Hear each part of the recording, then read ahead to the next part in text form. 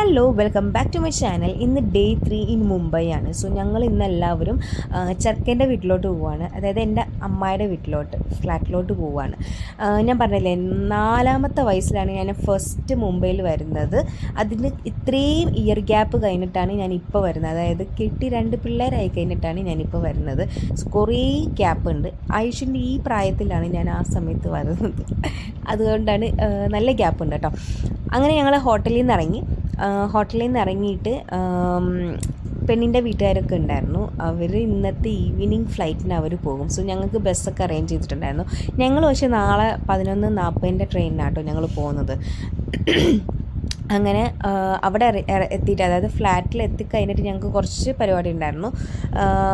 അപ്പം തന്നെ ഇറങ്ങി, അതായത് കുറച്ച് വെള്ളം അങ്ങ് വേഗം കുടിച്ചിട്ട് ആ സമയം കളയണ്ടെന്ന് വിചാരിച്ചു. ഞങ്ങൾ അപ്പം തന്നെ ഇറങ്ങി. പിന്നെ എൻ്റെ ഒരു കസിനും കൂടി ഉണ്ടായിരുന്നു, കസിൻ ബ്രദറും വൈഫും ഉണ്ടായിരുന്നു. ഞങ്ങൾ അവരൊന്നിച്ചായിട്ടായിരുന്നു ഇറങ്ങിയത്. എന്താ പറയുക, ഗാഡ് കോപ്പറിലാട്ടോ അമ്മയുടെ വീട്. അവരുടെ ഫ്ലാറ്റൊക്കെ ഗാഡ് കോപ്പറിലാണ്. കറക്റ്റ് പ്ലേസൊന്നും എനിക്ക് അറിഞ്ഞുകൂടാ. എന്താ കുറേ സ്ഥലമുണ്ട് അവിടെ, കുറേ ഇടവഴിയൊക്കെയാണ്. നല്ല ഫ്ലാറ്റായിരുന്നു. എൻ്റെ അന്നത്തെ ആ ഒരു ഓർമ്മയിലത്തെ ഫ്ലാറ്റല്ല കേട്ടോ. ഇപ്പോൾ ഭയങ്കരമായിട്ട് അടിപൊളി ഫ്ലാറ്റുകളൊക്കെ ആയി. അത്യാവശ്യം നല്ല അടിപൊളി ഫ്ലാറ്റ്, ഒരു ചെറിയ ഫാമിലിക്ക് താമസിക്കാൻ പറ്റുന്ന ഒരു ഫ്ലാറ്റ്. റൂമാണെങ്കിലും 2 റൂംസ് ഉണ്ട്, കിച്ചൺ ബാത്റൂം 2 ഉണ്ട്.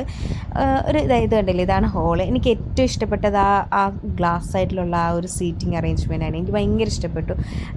എന്താ പറയുക, കാഴ്ചയൊക്കെ കണ്ട് അവിടെ കിടക്കാം. എനിക്ക് ഭയങ്കര ഇഷ്ടപ്പെട്ടു കേട്ടോ ആ ഒരു സൈഡ്.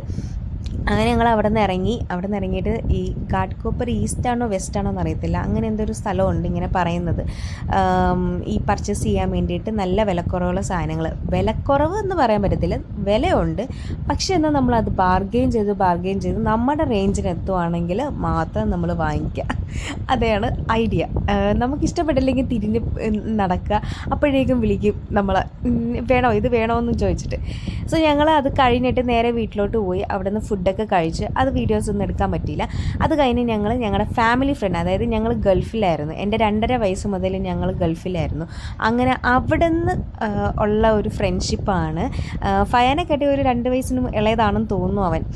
ഋഷി എന്നാണ് പേര്. അവൻ്റെ വീട്ടിലോട്ട് ഞങ്ങൾ പോയി. ഒരിക്കലും മറക്കാൻ പറ്റാത്ത, ഞാൻ പറഞ്ഞില്ലേ, ഈ ഒരു ജേണി എന്ന് പറയുന്നത് എനിക്ക് ഒരിക്കലും മറക്കാൻ പറ്റാത്തൊരു ജേണി ആയിരുന്നു. അവരെല്ലാം മീറ്റ് ചെയ്യാൻ പറ്റി, കറങ്ങാൻ പറ്റി. അത് കഴിഞ്ഞ് ഞങ്ങൾ നേരെ മോണോറയിൽ പോയി. അതായത് മാമി പപ്പ മൂത്തുവൊക്കെ അവർ കൂടെ ഉണ്ടായിരുന്നില്ല. അവർ 8 മണിക്കേ അവർ കറങ്ങാൻ പോയായിരുന്നു. അവർ ബാന്ദ്രയിലും പിന്നെന്താ മെറിൻ ഡ്രൈവിൽ ഷാറുഖ് ഖാൻ്റെ വീടൊക്കെ അവർ കണ്ടായിരുന്നിട്ട് അതൊക്കെ മിസ്സായിപ്പോയി. സോ അവർ അതുവഴി അങ്ങ് രാവിലെ തന്നെ പോയി. അതുകൊണ്ട് അവരെ മീറ്റ് ചെയ്യാൻ പറ്റിയില്ല. അവർ വേറെ സൈഡൊക്കെ പോയി കറങ്ങാനൊക്കെ. അങ്ങനെ ഞങ്ങൾ ലാസ്റ്റ് എത്തിയ ഡെസ്റ്റിനേഷൻ എന്ന് പറഞ്ഞാൽ മോണോറയിലാണ്. അത് ചെമ്പൂരാണ് സ്റ്റാർട്ട് ചെയ്യുന്നത്. ചെമ്പൂർ സ്റ്റാർട്ട് ചെയ്തിട്ട് മഹാരാജ് ചൗക്കായിരുന്നു. സോ അവർ നേരത്തെ ടിക്കറ്റൊക്കെ എടുത്തിട്ട് മഹാരാജ് ചൗക്കിൽ, അതായത് ലാസ്റ്റ് സ്റ്റോപ്പിൽ വന്ന് നിൽക്കാമെന്ന് പറഞ്ഞു. ഞങ്ങളെ വെയിറ്റ് ചെയ്തിട്ട് നിങ്ങൾ വരാൻ പറഞ്ഞു. ഞങ്ങളപ്പം ഋഷിയുടെ വീട്ടിൽ നിന്ന് ഇറങ്ങിയിട്ട് നേരെ ഇങ്ങോട്ടാട്ടോ വന്നത്. ഞങ്ങൾ ഓർത്തു നേരത്തെ എന്നുവെച്ചാൽ കഴിയുമെന്ന് വിചാരിച്ചു. പക്ഷേ എന്നില്ല, 11 മണി വരെ ഉണ്ടാവും മോണോറെയിലെന്ന് പറഞ്ഞു.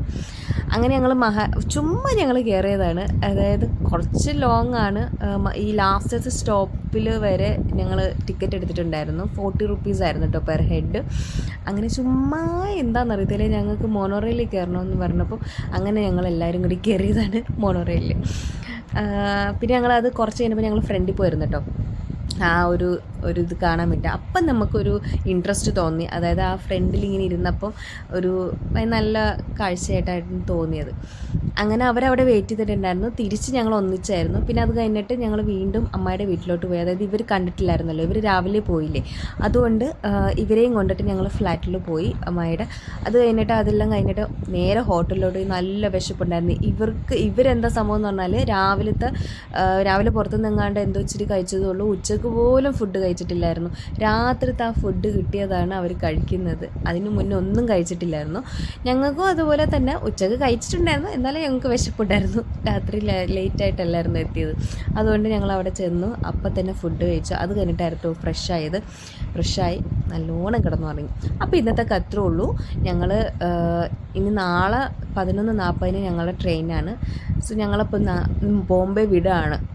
ഇന്നാണ് ഞങ്ങളുടെ ലാസ്റ്റ് ഡേ എന്ന് പറയുന്നത് ബോംബെയിൽ. നാളെ ബോംബെ വിടും ഞങ്ങൾ. സോ അപ്പോൾ ഇന്നത്തേക്ക് അത്രേ ഉള്ളൂ. എല്ലാവർക്കും ടാറ്റ ബൈ സീ യു. നാളെ കാണാം. പക്ഷേ എന്നാൽ നിങ്ങൾ ഈ വീഡിയോ കണ്ടു കഴിഞ്ഞതിന് ശേഷം ഒന്ന് ലൈക്ക് ബട്ടണും ചെയ്യണം, പിന്നെ ആ സബ്സ്ക്രൈബും കൂടി ചെയ്യണം കേട്ടോ, മറക്കരുതേ.